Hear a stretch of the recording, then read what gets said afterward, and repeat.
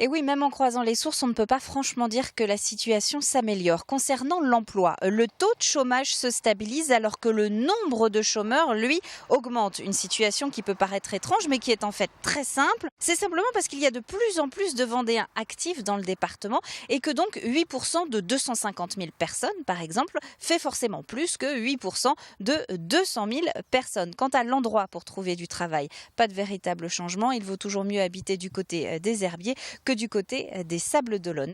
Pour les entreprises maintenant, eh bien, au dire des observateurs, pas d'amélioration non plus. Au mieux, la CCI, l'Observatoire économique de la Vendée, remonte un sentiment de stagnation, de mollesse, bref, une croissance atone. Au pire, ce qui en plus est généralement le plus répandu, un sentiment de morosité et de pessimisme, un sentiment rarement atteint au cours des 5 dernières années. Exemple avec le secteur de l'industrie, du BTP et des services, plus du tiers des entreprises estiment avoir une activité en recul. La moitié déclare un chiffre d'affaires en baisse et le nombre de chantiers de maisons de particuliers chute de plus du quart. Alors on va terminer sur quelques points positifs quand même, parce qu'il y en a.